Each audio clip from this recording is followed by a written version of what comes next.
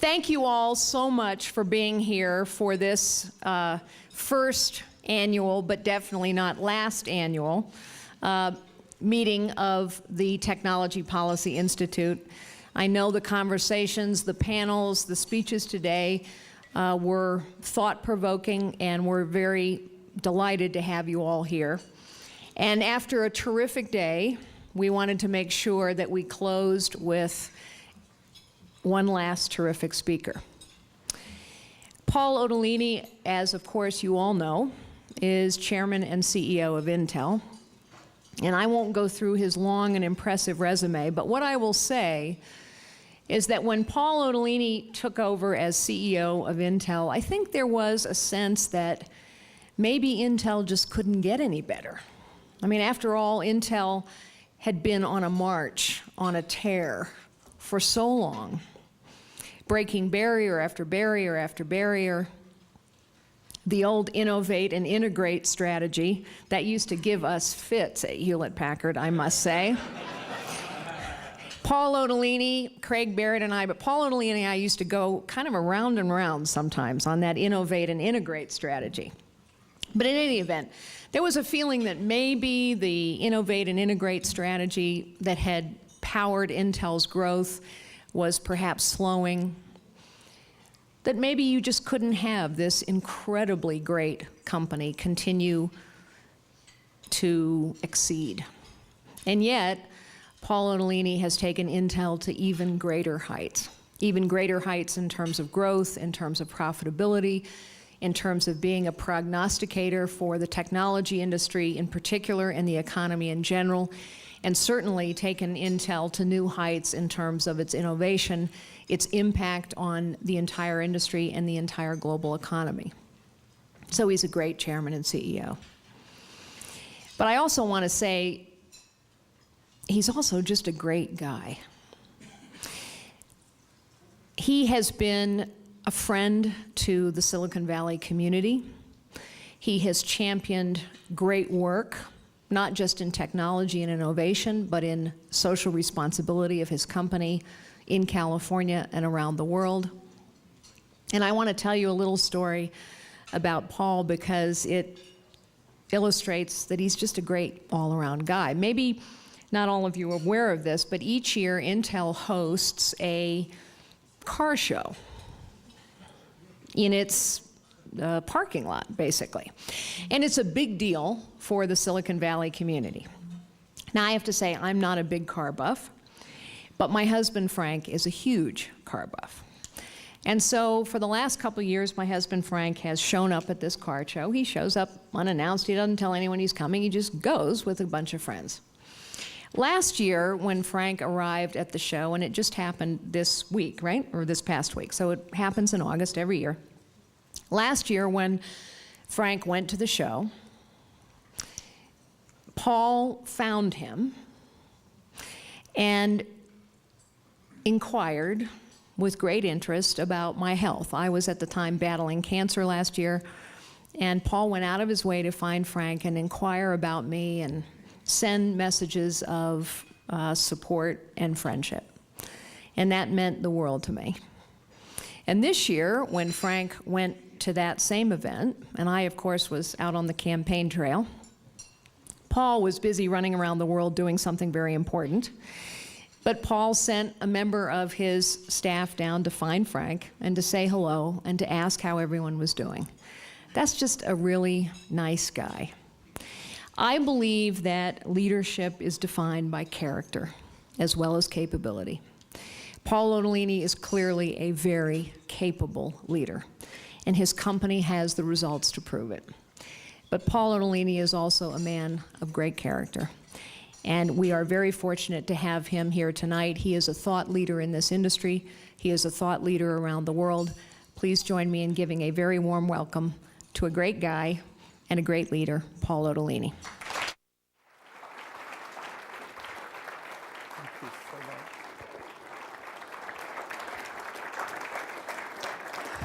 Wow.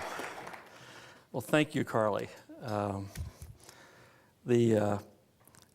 of all, I want to thank the Technology Policy Institute for inviting me to speak, and in particular Carly, who called me up and told me about this organization and said, I really would appreciate it if you can come, and oh, by the way, if you come, we'd love for you to give a keynote. I'm happy to do that. But I'm a bit chagrined to do this talk because I think Carly gave one of the most terrific speeches on innovation and leadership and fixing this country that I've ever heard this morning.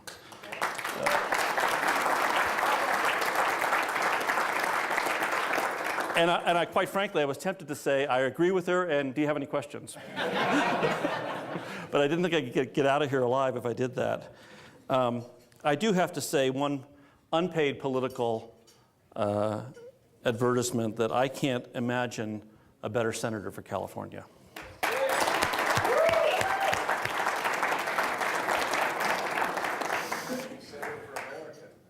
Senator for America. Well, let's start with helping fix California is a good place to start. Anyway, good evening. I hope we all had a good day, avoiding the rain, lots of serious stuff, lots of serious panels. Tonight I'm not going to spend a lot of time commenting on the state of the economy. We're bombarded daily with what's going on out there, different signals from the industry, from the media, from government, with really no clear consensus on what the future holds. I found it interesting to note that 3/4 of the S&P 500 companies that reported earnings this last quarter exceeded Wall Street's estimates. You think that would be a boom, but in fact it's the opposite. Businesses are not resuming broad-based hiring, and I believe that there remains a real fundamental lack of confidence that's holding the economy back. So beyond the economic turmoil, I think, though, there's an even longer-term concern for this country. And I think it's weighing on our ability collectively to return to a state of confidence.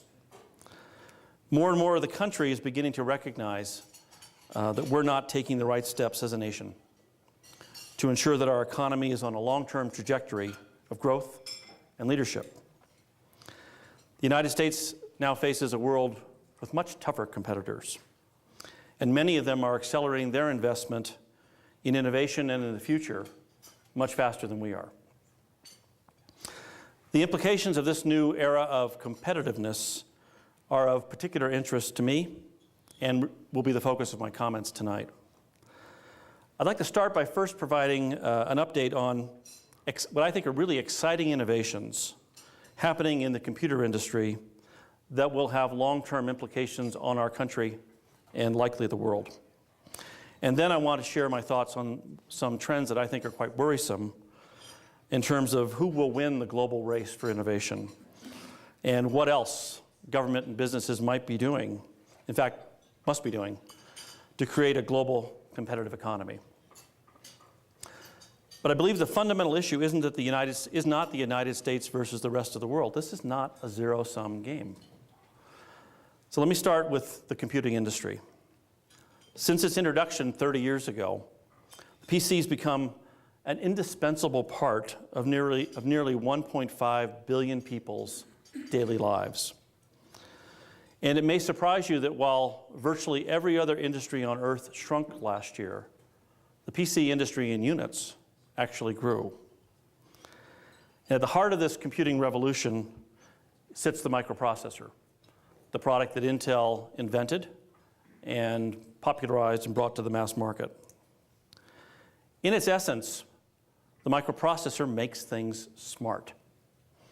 And by doing so, it's displaced many less adaptable devices and services. None of us, I think, have adding machines anymore. Maybe a few.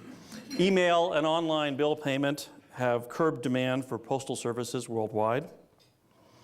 And the internet has changed what it means to search for information. It's also changing the nature of reporting and news, but that's a much longer and different story. I believe, however, that we are only at the Model T stage of computing.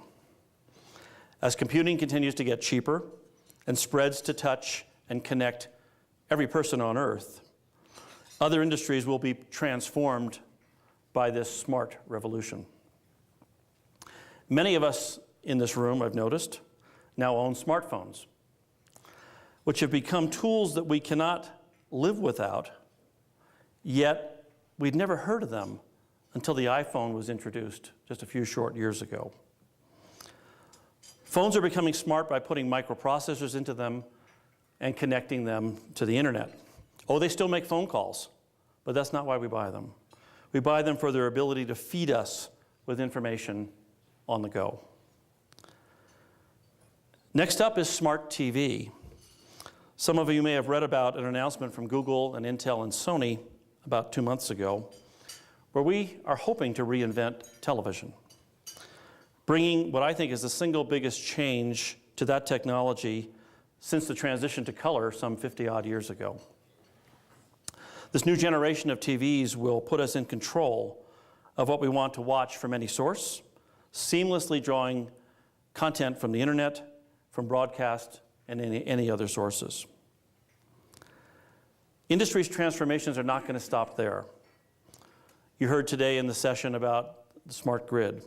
Smart home controls will help people get real-time, two-way communication back and forth from their utility companies so they can manage the energy consumption of their devices in the homes.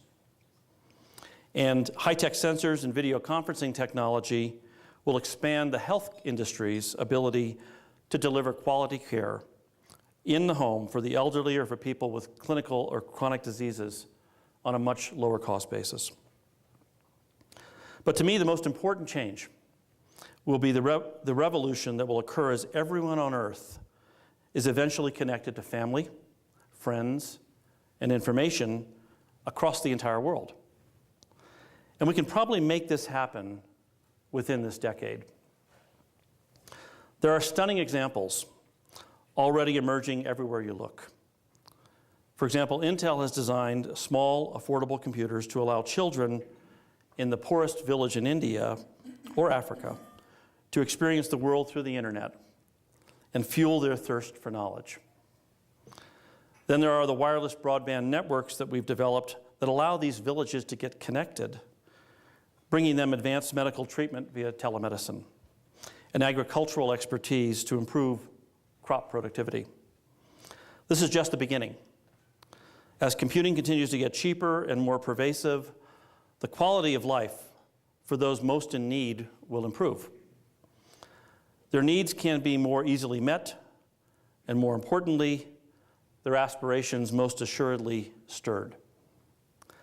The smart revolution happening in the computing industry today is laying the foundation for the industries of the future. The new applications that will result will truly be, I believe, game changers. Technology, after all, is at the heart of America's most well-known industries, from IT to biotech to venture capital. Their successes stem from one indisputed fact. More than half of the growth of the nation's GDP since World War II is attributable to the development and adoption of new technologies. This didn't happen by accident, but historically has been guided by what I call a culture of investment. So what do I mean by this? It begins with a common understanding that good investments ought to lead to ideas and discovery, which spawn new businesses that in turn create new jobs and ultimately lead to wealth creation and higher standards of living. The start of this cycle is, of course, investment, both large and small. And perhaps the most important of these investments are investments that make innovation possible. And even they don't drive meaningful business results for 5 or 10 years. This is the model that's driven Intel for our 40-plus year history. And I'm proud to say that at Intel, we've long been willing to back our words with billion-dollar investments. For example, just last year, I announced that Intel would make a $7 billion investment in our US manufacturing plants, specifically targeted to produce silicon wafer technologies on our most advanced silicon processes. But not all of our investments are made internally. No one knows, after all, where the next great invention is going to come from. That's why Intel, along with 40 other of America's leading corporations and VC firms, formed the $3.5 billion Invest in America Alliance in February. The members of this alliance shared a common desire to support the nation's next innovators, thinkers, scientists, builders, and entrepreneurs. These are only a few examples of our investments. We invest all over the world. 75% of our sales, after all, comes from outside the United States. But 75% of our manufacturing and 75% of our R&D continues to be concentrated in this country, where we attract talented scientists. Not the applause line, it's not going to go where you want it to go. Where we attract talented scientists and engineers from around the world. But there's no guarantee that the U.S. will receive all of this investment in the future. We need to address the fact that the government policies can create disincentives to investing in America. And here the trends are quite worrisome. At one time, the U.S. could boast about the best students in math, science, and engineering. Our research centers were without peer. No country was more attractive for startup capital for global investors. We seemed a generation ahead of the rest of the world in information technology. That simply is no longer the case. Over the past decade, our competitors have focused on the very things that made America innovative, America's innovative economy the strongest in the world. A study released last month by the College Board noted that the U.S. has dropped from first to 12th in the world for people 25 to 34 with college degrees over the past 30 years. Other countries have also focused on investing in innovation, creating national policies to build digital infrastructure, and have moved quickly to attract human and physical capital. We're seeing this not just in India and China, but in Finland, Korea, Vietnam, and so many other places. Some governments are also using their resources to build up expertise in key industrial sectors, such as telecom equipment, bullet trains, sustainable energy. All this activity on their part is making them far more potent competitors. Last fall, a study on American innovation ranked the U.S. 6th among the top 40 industrialized nations in innovation competitiveness. Not great, but not bad. Yet that same study also measured the rate of change over the last decade in what countries are doing to make themselves more innovative for the future. The study relied on 16 different metrics in human capital, IT infrastructure, and so on. And on this scale, the U.S. was ranked dead last among the 40 nations. This news may sound shocking, but it shouldn't be. When you take a hard look at the things that make any country competitive, it becomes clear that we're slipping. Unless government and business take firm actions to improve education, create a culture of investment and job creation in this country, then the next Intel or the next big thing will not be invented here. Jobs will not be created here, and wealth will not accrue here.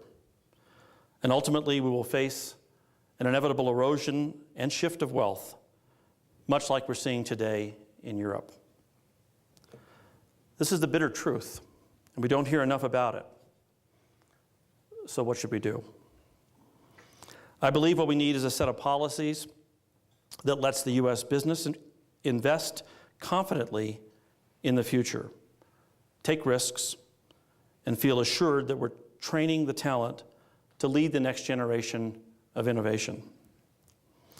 That, after all, is what many other leading countries are doing. There's a fine line, however, between spurring and hindering innovation. We must resist the urge to pick winners and losers. I said it earlier, and I'll say it again. The fundamental issue isn't the United States versus the rest of the world. It's not a zero-sum game. So what we need is a set of policies that take down barriers overseas so American businesses can compete on the merits globally while also increasing their competitiveness here at home. The two strategies must be joined at the hip. Pursuing one versus the other just won't cut it in a global economy.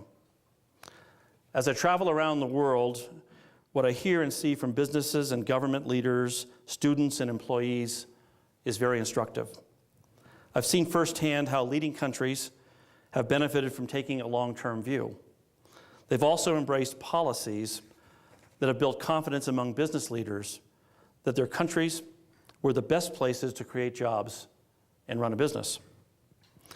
I don't think anyone here would disagree that we need a comprehensive trade strategy, Carly mentioned that this morning, that ensures U.S. businesses can compete on their merits all around the world, or that rebuilding our country's R&D pipeline and funding basic research have to be top priorities. I'd like to spend a couple of minutes discussing why something near and dear to a couple people's hearts in this room, the national broadband policy and corporate tax policies are the key elements that I think need to be addressed to stimulate competitiveness. Let me start with broadband. The FCC's National Broadband Plan is a good first step for encouraging broadband adoption in the homes of low-income and rural citizens. However, more focus, effort, and money is needed to complete the task, especially if we're serious about bridging America's digital divide. Underutilized spectrum is an opportunity for us all. As more internet users come online and the number of people using smartphones and other mobile devices continues to grow, we need to be more progressive in sharing the spectrum. To do this, I'd like to see Congress give the FCC the authority to set up incentive auctions. Just as important, though, is that internet traffic is managed in a reasonable and non-discriminatory way.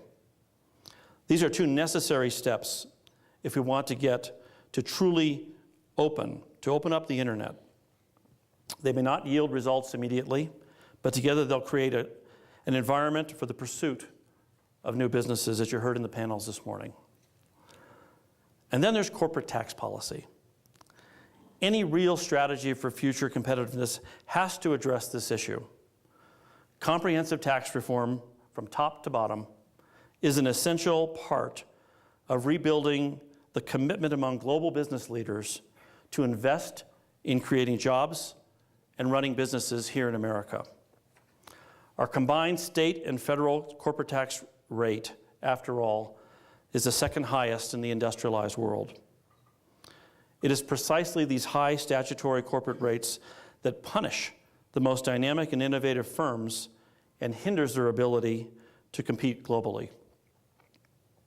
And at a time when countries in Europe and Asia are clamoring to offer companies like Intel significant benefits, tax and otherwise, to build factories, the national tax incentives for companies to invest here are very few. I can tell you definitively that it costs $1 billion more per factory for me to build, equip, and operate a semiconductor manufacturing facility in the United States. That's $1 billion out of $4 billion. 90% of this cost difference is not labor. It's incentives, it's taxes, it's capital grants. So with such policies, are we surprised that companies are investing overseas? So I've got two simple ideas that can help make this possible. The first is to adjust the U.S. corporate tax rate to a rate that's competitive worldwide. Carly mentioned 25% this morning. I think that would be just right down the middle. At Intel, we generate 75% of our revenue and much of our profit abroad. The U.S. tax treatment of that income makes it extremely expensive to repatriate that profit and invest here. If our tax rate approached that of the rest of the world, corporations would have a natural incentive to invest here, given many of the natural advantages that exist in this country. I believe that all parties, companies, workers, and government, would be satisfied with such an outcome. Secondly, making the R&D tax credit permanent and more competitive globally is also a necessary part in increasing competitiveness at home. The U.S. R&D tax credit has expired 13 times in its history. And Carly's right, we go up every year and beg to renew it. It's crazy. R&D is something that is expensive and takes a long time. If you don't make this permanent and you don't make it competitive, people don't know that they have the wherewithal to be able to make these investments long term, or to increase the investment, something we want to stimulate creation of perhaps the best jobs in this country. There's also economic benefits associated with making the R&D tax credit more competitive. Increasing the credit, for example, from 12% to 20% would potentially lead to increases of $90 billion in the GDP and $17 billion in tax revenues. So in short, we need clear, enduring strategy that promotes innovation and investment and rebuilds confidence among the global business leaders. Now, I'd like to conclude on an optimistic note. The smart revolution is happening, and it's happening in the computer industry today, and it's laying the foundation for what I believe are the industries of the future. Our country's long-term leadership in the global economy will be determined by the role that we play as participants in this smart revolution. The time to start making the right investments and rebuilding our competitiveness is now. This is what we do best. Much of the success of America has been our ability to continuously reinvent ourselves in the face of a changing world. It will be difficult, it will be disruptive, but these conditions, as anyone who's worked in the technology industry knows, can be exactly the right environment for new thinking and breakthrough innovations. I believe that we in the US are the best positioned of any country to successfully make the transition and generate continued economic growth. This is why fostering such an environment ought to be the essential characteristic of our economic and innovation policies and the plans of every competitive business. All of my life, I believe that America's best years are still ahead of it. If we focus, invest, work hard, that belief will hold true. Thank you very much.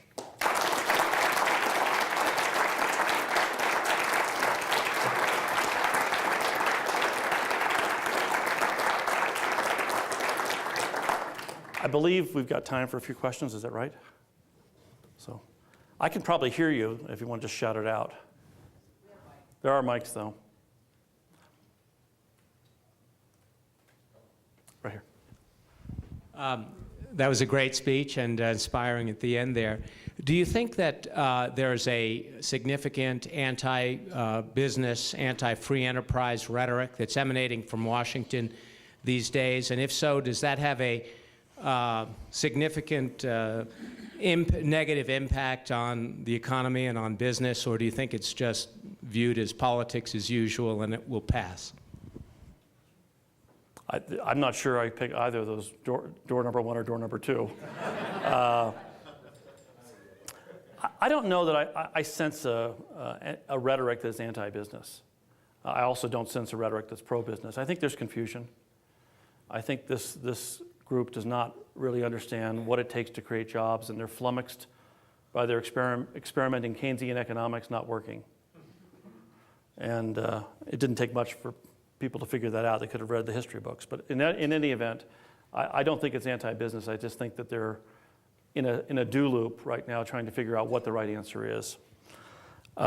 Confidence has nothing to do with that rhetoric, in my mind. I think confidence as a business leader comes from having faith in your products, in your markets, in your people, and just like playing sports, knowing the rules of the game. People are sitting on the sidelines. The several $1 trillion of money in the money markets is there because people don't know what the rules of the game are. They don't know what capital gains are. They don't know what the investments rates are going to be. I don't know what the corporate tax rate's going to be, the R&D tax credit. There's so many things up in the air. What are my energy costs going to be? What are my health care costs going to be? Every business in America has a list of more variables than I've seen in my career.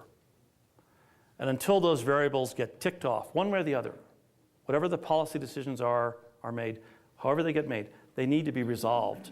And once they're resolved one way or the other, people can then make their choices. If they're not resolved the right way, those choices will not be to invest in the United States. They'll be to invest elsewhere. If they're made in the right way, we get the right results. Yes, sir. Just a follow-up question. If it's $1 billion on $4 billion, that is the additional cost, and if certainty is not there, as you pointed out, the right decision is the one that needs to be made.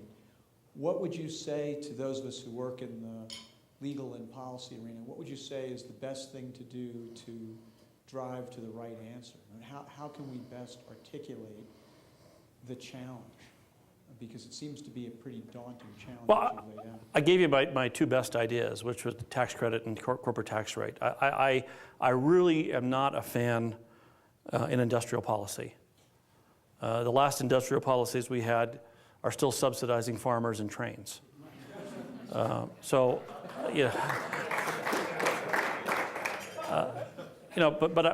think that the requirement to build up the digital infrastructure and those kinds of things is something that absolutely can be done without picking winners and losers. And that's why I complimented the FCC on the broadband plan.